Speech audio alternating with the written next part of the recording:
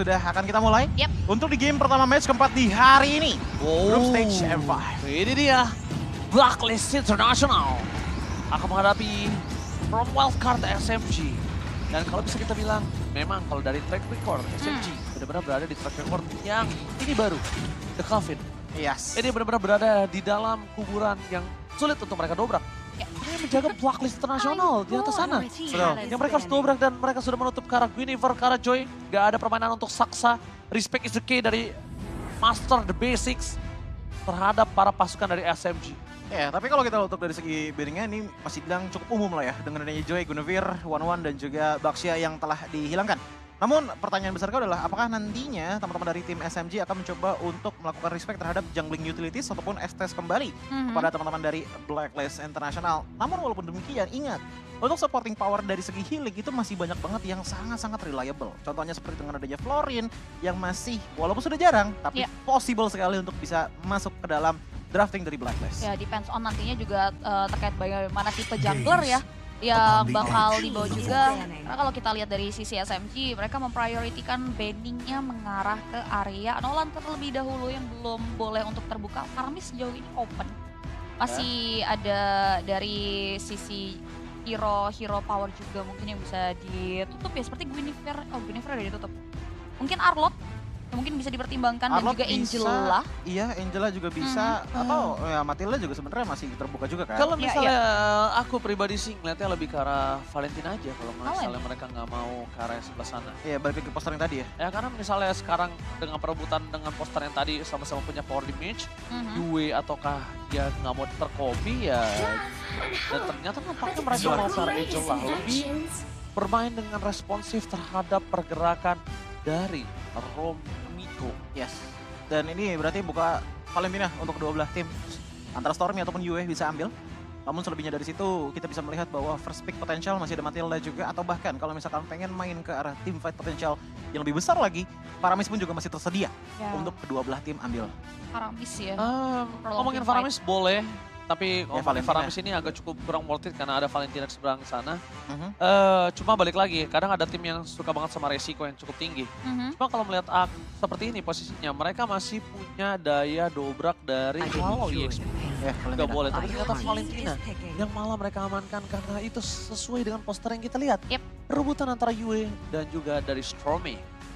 Valentina yang menjadi priority terlebih dahulu untuk sosok Stormy. Selanjutnya untuk Blacklist ya. Ya, Yue bakal diarahkan untuk menggunakan hero seperti apa. Faramis sejauh ini open, masih ada sosok Bruno juga yang bisa jadi pilihan. Bruno Oheb sih. Ini sebenarnya aku juga glad to be back lihat Oheb kembali lagi on the track ya. Kali ini udah berkompetisi dan bahkan dia balik lagi ke M Series. Itu menjadi sebuah achievement yang cukup baik. Sebelumnya dia kan berada di MBL. Dan Fredrin menjadi pilihan utama ternyata bersama dengan Arlott. Tidak akan ada posisi dari tim SMG yang aman untuk saat ini. Untuk dari teman-teman Blacklist sendiri dengan pengambilan kala Fredrin dan juga Arlott ini udah kelihatan. Untuk dari segi durability power mereka udah cukup tebal untuk daerah frontline powernya. Namun dari segi damage intinya kita masih melihat banyak sekali opsi yang terbuka. Contohnya dari Oheb aja. Seenggaknya Cloud dan juga Bruno ini sangat-sangat terbuka lah untuk mereka. Ditambah lagi dengan adanya mid laner potensial yang menurutku ya dengan melawan Valentina seperti ini salah satu pilihannya adalah Lilia. Yang pertama dari segi ultimate-nya masih bisa di-copy namun tidak dalam segi ofensif. Hanya untuk defensif bagi Valentina itu sendiri. Itu yang pertama. Yang kedua adalah untuk dari segi damage DPS-nya yang bisa dibawakan berkesinambungan dengan sisi power yang dimiliki oleh Blacklist. Tapi kalau ngomongin soal marksman sekarang tepat sih untuk menggunakan Bruno sebenarnya. Kalau untuk dari Blacklist melihat terbuka seperti ini sangat enak. Tapi kalau mereka mau bermain dengan defending, mereka punya posisi Oheb dengan Cloud-nya. Dan jangan lupakan, Cloud the sniper, Oheb adalah the sniper from Filipino. Pemain Beatrix yang bisa kita bilang Beatrix tidak berada di dalam top tier saat ini. Jadi feel free untuk Oheb bisa menggunakan Beatrix, cuma kasusnya adalah Sasa pemain Beatrix. Nah, dan mungkin untuk dari segi pembahasan Beatrix sendiri ya, dengan udah mengambil ke arah Fredrin dan Arlott lawannya ke arah Martis, mungkin agak sedikit terluka lah untuk di arah early game scalingnya itu mungkin yang harus agak ditekankan untuk bisa survive gitu loh. Karena kalau kita ngeliat scaling di arah late game sebenarnya sama-sama aja Beatrix, tapi semenjak patch notes paling terakhir, early-nya itu yang ditekan. Tapi ternyata betul kata Joji, lihat terlebih dahulu yang diambil. Kalau teman-teman dari Blacklist ini langsung masuk ke banning phase yang kedua, dan kebetulan dari masing-masing tim masih belum punya god laner. Belum ada dua belah god lane, so Beatrix dari Sasa juga terancam untuk ditutup sebetulnya ya dari sisi Blacklist. Jika mereka ingin mempersempit juga dari bagaimana pilihan gold untuk teman-teman dari tim SMG. Dan juga mungkin dari arah roamernya ya, roamer potensial untuk Miko, hero-hero momentum, Kufra, Mino, ini mungkin bisa juga jadi concern gaining dari teman-teman Blacklist. Ya, walaupun P-Wise gak bermain, tapi lihat seperti kata Cimbi, legasinya masih sampai saat ini. That's why dari Blacklist Internasional di dalam VT tadi bilang, kita akan bawakan mahkotanya kembali untuk mereka. Kotanya kembali untuk teman-teman dari Blacklist. Tadi kita udah lihat juga ya bagaimana udah full house juga dukungan dari tim tuan rumah. Ini jadi tantangan tersendiri untuk tim oponen SMG. Ya, sebenarnya banget. Dan bahkan dengan adanya kajian mereka tutup, ini mendapatkan sebuah keuntungan harusnya. Dengan posisi dari Blacklist untuk membuka hero yang bisa dive in. Yes. Semacam Cloud itu bisa mereka amankan. Itu dia. Dengan hilangnya KJ ada kemungkinan Cloud bisa turun di tangan dari Blacklist, tapi bukan dengan tidak adanya resiko. Karena kalau kita ngeliat dari skill set yang dibawakan oleh tim SMG, Mortal Coil dan juga Penalty Zone pun itu bisa nge-cancel Blazing Duet lah dengan knock up-nya. Jadi masih bisa bermain dengan area of effect, apalagi dengan mostly Blacklist juga melakukan skill set ke arah sana. Tapi setidaknya itu nggak memaku mereka cuma untuk pilihannya ke Cloud aja. Ya balik lagi bahkan untuk sekarang top tiernya itu kalau dihitung masih 3 berarti. Irithel, Bruno, dan juga Cloud. Wah ini kalau bicara Yes, soal betul, Irithel nyaris belum absen ya. Bisa dibilang belum keluar sama sekali untuk ajang M-Series kita kali ini. Satu-satunya critical damage marksman yang naik daun Bruno yang ternyata masih dikesampingkan juga. Malah justru sosok hero yang punya self defense cukup dari Brody yang ditutup. Dan Bruno yang baru saja dibahas balance ban untuk tim SMG di last ban mereka. Dan Blacklist, tadi kita udah sempat di-mention juga ya, Oheb dengan Beatrix-nya. Beatrix dari Sasa ini akan diamankankah untuk teman-teman dari Blacklist? Atau mereka mau coba untuk saving strat bot lane-nya? Bisa deny pick sebenarnya dengan ngambil Beatrix duluan. Atau mereka mau coba untuk ngamarin Renegade punya hero, walaupun Arlott. Enggak, Cloud. Oke, Cloud pick. Karena udah kelihatan dengan adanya hero yang bisa ngejump in dan Oheb mungkin ingin lebih ke arah depending. Iya, dan KJ udah di-ban duluan kan. Ya, KJ sudah di-ban seperti yang sempat di sounding. Iya.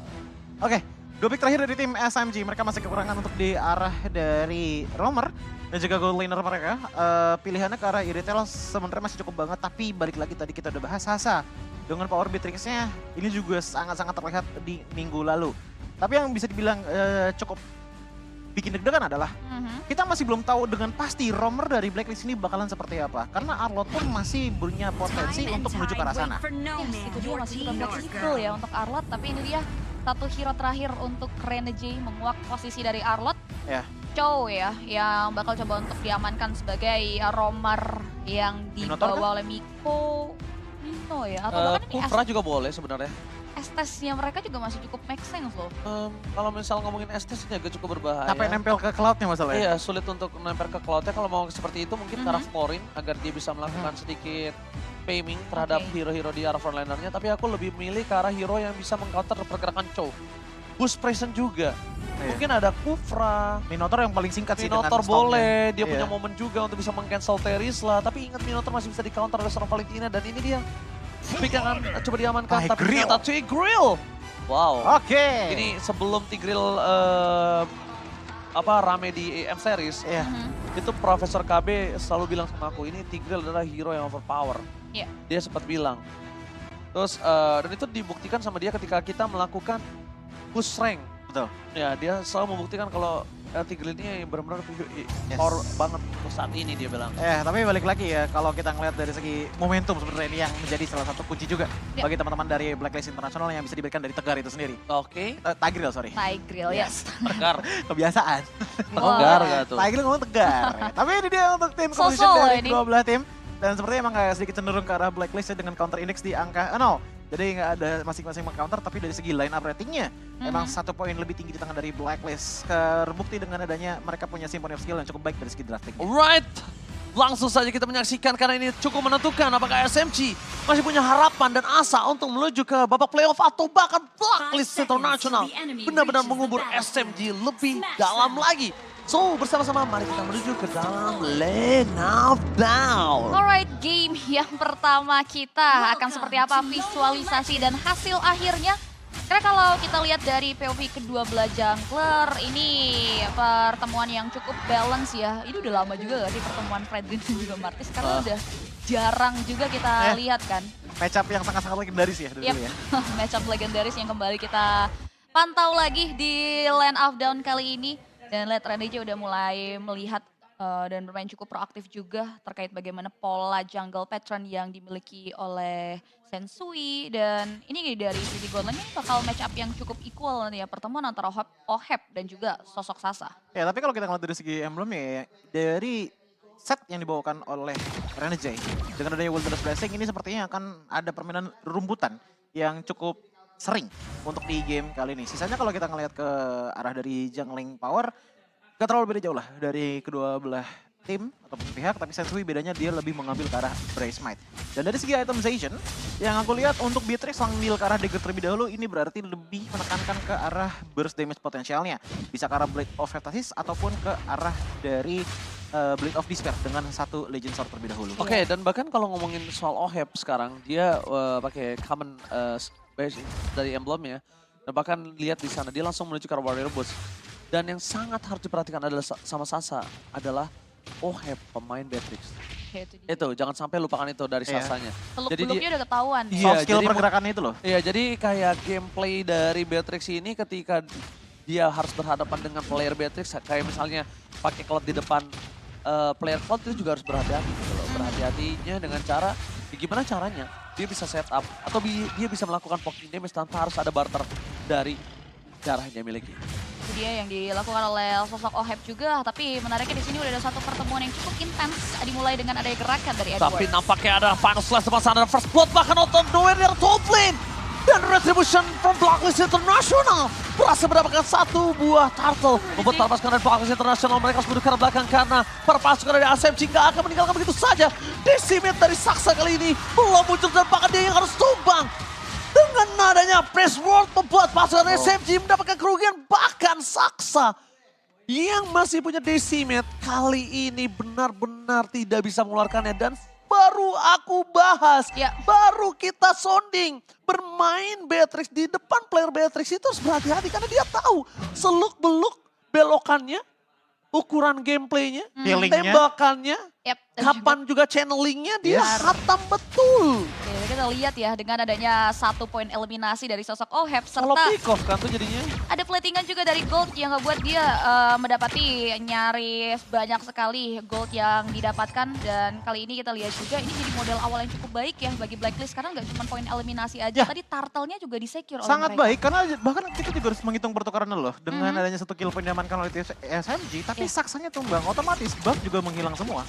Yes, bener banget, lihat invasi jungle kembali terjadi nih Cipi. Ya, invasi jungler ya ini yang dilakukan juga ya bagaimana ketika ada peluang di depan mata teman-teman dari Blacklist International, mereka akan coba untuk maksimalin akan hal tersebut. Bahkan satu monster jungle-nya pun dipaksa untuk retry dari Sensui ya untuk membuat fall off.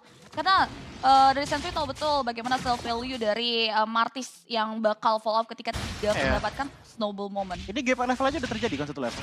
Iya, sudah ada gap level dan Oke, tapi lihat langsung dihisap dan hilang begitu saja Miko. Tidak ada kesempatan untuk pulang karena posisi dari Blacklist International mereka berhasil mendapatkan double kill. Early pressure yang tak ada hentinya membuat pasukan Blacklist International mendapatkan keuntungan berlipat ganda menuju ke 2000 gold dengan turtle yang bisa di tangan dari Blacklist. Bahkan Saksa, ingat gameplay dari Martis di early game. Kalau mereka gagal mendapatkan early game ini akan sulit dan bakal flop ke depannya. Standby menuju ke arah turtle yang berikutnya. Miko sudah kembali lagi ke lane of down. Tapi informasi yang diberikan, Doe of Trigger menuju ke arah yang salah. Tidak bisa di-follow, nyat damage tengah penalty zone. Membuat Blacklist International mendapatkan free terhadap Retribution. Dan tanpa adanya Retribution, tidak digunakan karena jungle dari tim SMG menjadi pilihan utama CP. Itu dia, di mana teman-teman dari Blacklist ini udah kembali sukses untuk mendapatkan pundi-pundi keuntungan. Tim SMG udah mulai harus memutar otak nih. Mereka udah mulai Yes. harus cari perhitungan lain mungkin dengan cara babysit dari sosok Sasanya. Karena dari segi item ini udah mulai cukup tersendat. Ini- Hanya bertumpu dari Fury Ini udah Hammer. bukan tersendat lagi sih, ini udah dibikin mampet oleh teman-teman dari Blacklist International, apalagi dengan Iya. jungling head to headnya udah berbeda di angka 1000 gold. Oke lah, 3 letter jekin ada kemungkinan menuju ke arah mungkin Black Armor ataupun Black Pass terlebih dahulu. Tapi yang pasti adalah Sensui udah mendapatkan 3 poin kill. Dan ini ngebuat dari segi levelingnya harusnya udah mulai tipis-tipis menjauhi pada teman-teman dari tim SMG. Tinggal bagaimana dari segi laning phase mereka bisa dikencangkan karena selama 5 menit ini masih belum ada turret yang tumbang dari masing-masing tim. Udah DHS loh dari tubuh dari OHEP ya, yang dimana udah damage pasti ke arah hero-hero durability tim SMG-nya juga udah mulai pasti. Tapi Console Gaming udah tercium Cipi. Wah, dan Itu tapi nampaknya di depan sana ada Edward. Berhasil coba ditangkap kah? Coba untuk selamatkan Vengeance dan Decimate menghujam jantungku. Dengan 1 poin kill didapatkan oleh tim SMG. Nampaknya Sensui tidak akan melepaskan pandangan dan jangkauan mereka dari sosok Stormy yang standby di arah tengah. Tapi ternyata Saksa tertangkap terlebih dahulu dan untungnya Saksa masih punya Mortal Coil. Dan Mortal Coil ini akan berbahaya. Miko gagal melakukan Way of Dragon terhadap siapapun di sana. Karena dia tahu ketika OHEP masih dekat dan sekarang OHEP udah punya Golden Staff. Siapapun yang gue The Way of Dragon ini akan bisa di following up dan bahkan menjadi gue skill lama. Wah si Malakawa ya. Tapi lihat itu ada Ganti situasi terkini juga dari Smooth ya, yang akhirnya pergerakan sneaky peeking-nya memaksimalkan kekosongan, berhasil membuat satu objektif turret tertentu. Ini gap network yang udah mulai berada di area blacklist, udah mulai harus dicapai oleh tim SMG. Mungkin dengan upaya yang dilakukan seperti Smooth tadi. Makanya tadi aku sempat ngomong kan masalah landing phase. Karena kalau misalkan dari segi objektif, ya oke 2 turtle. Tapi kalau landing phase yang nggak jalan, ini lama-lama bisa jadi milik tim SMG juga. Wow. Cuman satu hal yang mereka bisa dibilang masih cukup ragu sepertinya adalah team fight preparation-nya. Keuntungan berada di tangan dari tim Blacklist Yes. International karena mereka melihat adanya turtle depan sana. Penalty zone dapat 3, tapi OHEP pun ke belakang. Di depan sana, Sensui mencoba untuk melakukan Renegade! Implosion from Renegade! Berhasil mendapatkan triple stun dan bahkan membuat Blacklist International mendapatkan free turtle kembali. Miko. Dengan perfect turtle membuat para pasukan dari SMG mereka tertinggal gold lebih jauh. Renegade moment berhasil mendapatkan triple stun di depan sana. Yes, nice move. Dan bahkan nice follow up juga dari Arieli di belakangnya yang buat kembali tim SMG harus merugi di menit yang ke-7. Bahkan tidak berhenti sampai di situ. Turret mereka di area top lane ini pun sudah mulai terancam dengan ada pergerakan yang cukup eksplosif dari Blacklist International. Sebenarnya tadi kalau kita ngeliat dari segi momentum, itu sama-sama dapat loh dari kedua belah tim. Ada penalty zone, ada implosion dapat. Cuman bedanya kita lihat langsung di instant replay. Bedanya adalah follow up dari penalty zone tersebut bisa dibilang sangat-sangat minim. Bahkan cukup terfokuskan kepada dari turtle-nya yang akhirnya ngebuat teman-teman dari tim SMG pun tersedot di satu tempat. Dan itu menjadi momentum turning point dari segi objektif bagi Blacklist International. Renegade moment implosion yang sangat tepat. Bahkan di sana blazing duet dari seorang OHEP tinggal melakukan following up. Itu dia yang berbahaya. Lihat permainan Tigreal yang mungkin menyulitkan para pasukan dari tim SMG dan sedangkan di sini aku tidak melihat sedikit pun adanya Purify karena mungkin mereka tidak harus terlalu takut karena bukan instan stun tapi masih ada channelingnya.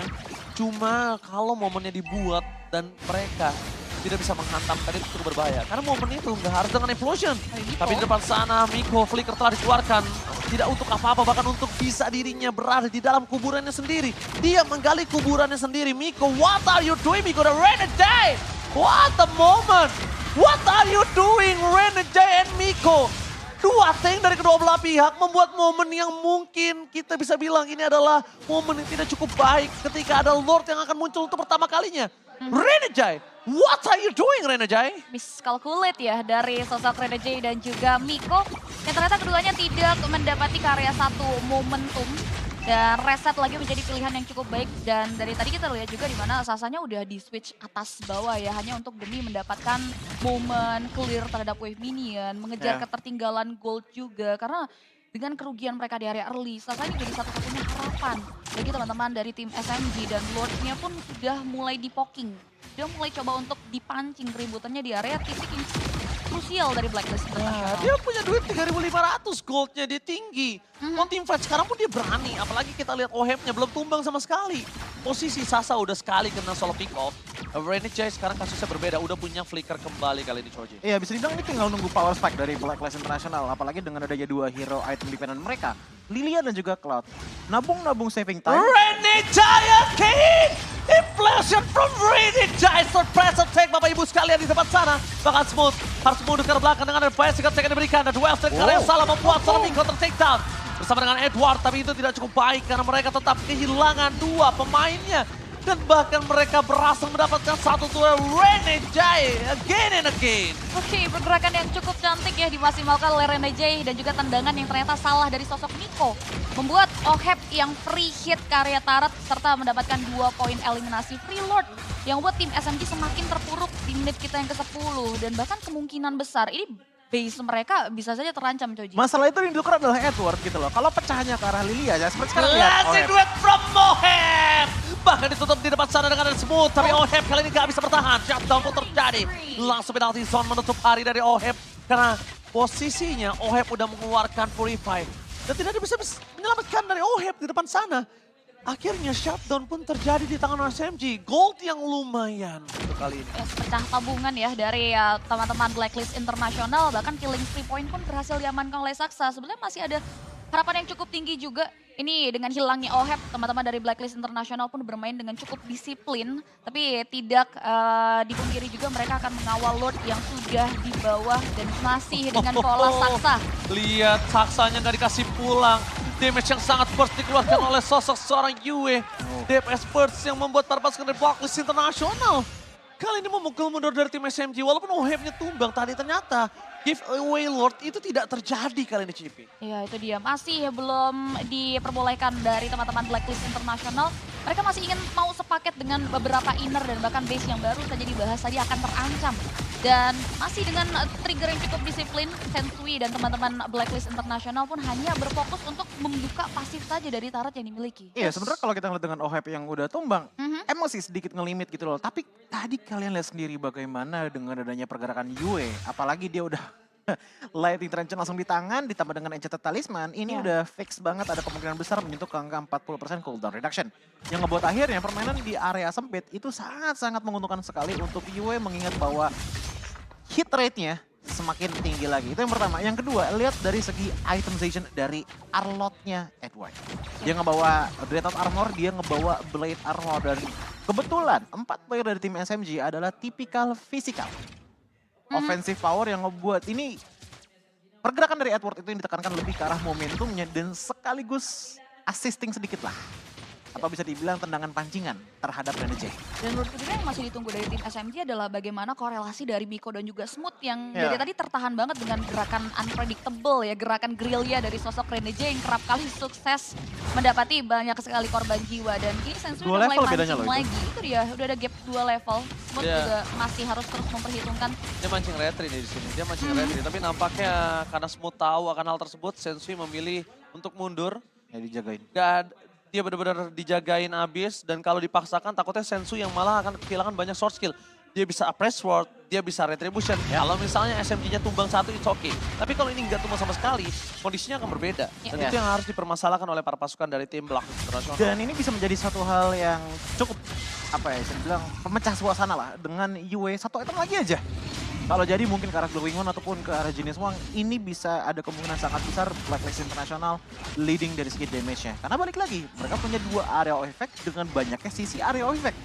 Kalau sampai Symphony of Skill nyala jadi saat lagi kontes seperti ini, Blacklist ada kemungkinan besar mereka bisa langsung one straight push. Ya, jobdesk yang diemban oleh Miko ini terlalu berat ya untuk nyentuh ke area 2 hero lincah sebagai main damage utama dari sisi Blacklist Internasional. Dan nampaknya tim SMG juga masih belum mau terlalu terpancing terkait bagaimana pokingan dari anak-anak Blacklist Internasional. Belum ada beberapa momen juga yang dibuka oleh Rene Jai sebetulnya. Tapi sudah ada informasi dari sosok Yue ya, karena udah ada rumputan yang diisi. Namun Miko harus mundur lagi. Tarik ulurnya masih belum mau direset oleh Blacklist Internasional di sini. Dan zoning out-nya yang dilakukan adalah menuju ke arah seorang Edward. Di sana Saksa akan sedikit terkena poking damage.